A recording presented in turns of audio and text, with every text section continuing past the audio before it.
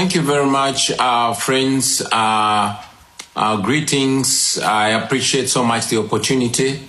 I want to appreciate the European Union Parliament for the resolution on Uganda and for keeping an eye on Uganda. We don't take it for granted.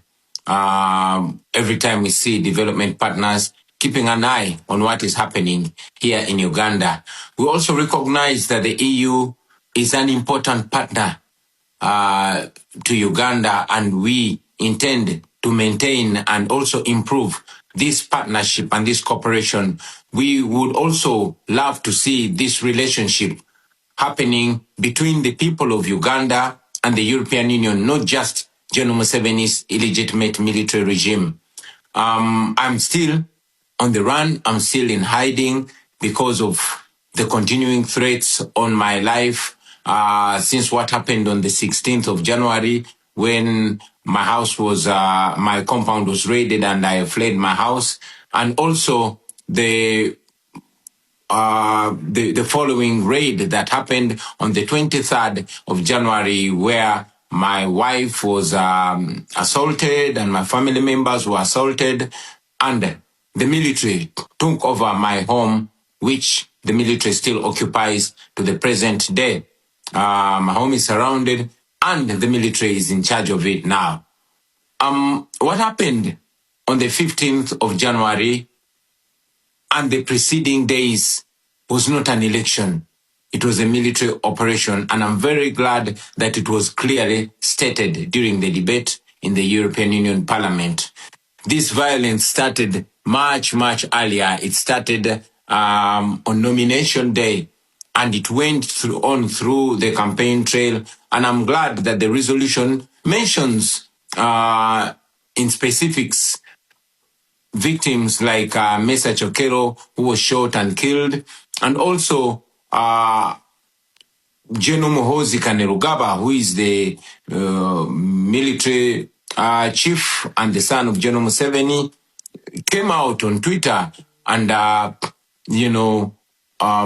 mentioned how he killed 22 of our people, and hoping that I would be the 23rd. I must mention, though, that the numbers that he put are much less. Maybe he mentioned or he meant those that he killed personally.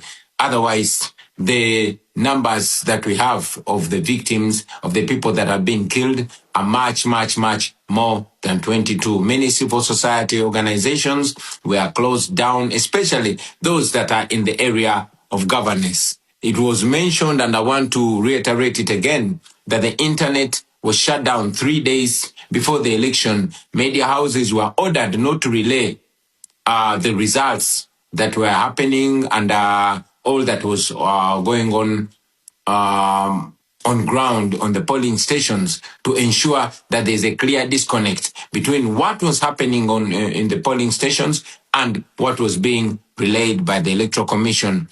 I'm very glad that Dr. Sarah Birete is with us today. In this meeting, she was arrested, detained, because she was taking an effort to speak out and educate people, the citizens of Uganda, about their rights and on democracy. I mentioned it that 2 of my deputy presidents were abducted on the eve of the election, and they remained missing for 3 weeks. We later learned that they were being detained in a military barracks, in a special forces military barracks, which is run by General Museveni's son, Muhoozi Kainerugaba. Most of our coordinators were arrested, were picked and detained. Some are still in detention, while some were dropped off. These also included officials from our election management committee. So what Mr. Byabakama, the chairperson of the Electoral Commission, relayed was actually completely different from what happened on the grounds. The law requires that there must be, coordination in the tallying of the results. That did not happen. The candidates were not given copies of declaration of result forms, and the Electoral Commission simply declared numbers that it did not justify where they were coming from.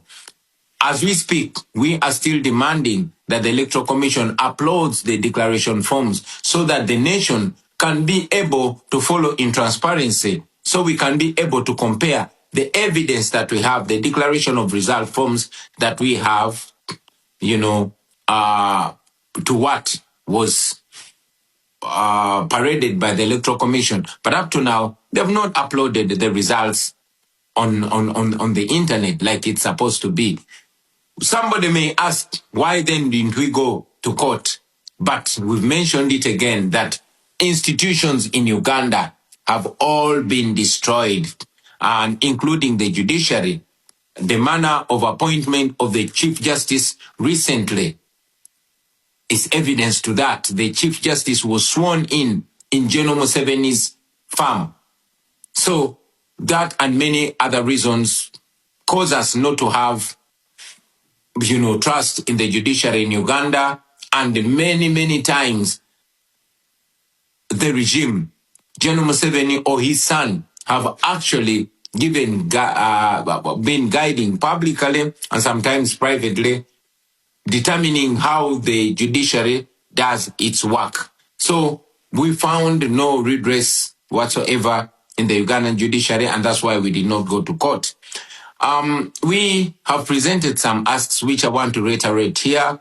We've asked for targeted sanctions that target particular individuals and regime officials that have, excelled in gross human rights violations. We believe that will curb their appetite in abusing, human rights, in undermining democracy, and to ensure that there's accountability for their crimes against humanity. Because I know we have other speakers on the platform, I want to appreciate you for the opportunity and to further call for more interest and for more attention to the people of Uganda. We really appreciate the attention, but we still request the international community to keep an eye on Uganda, to keep an eye on what is going on here in our country. I thank you for God and my country. Thank you very much. I can promise we will do that. I make sure as the chair of the delegation EU Africa that we will keep an eye on Uganda and we will follow up the situation very closely.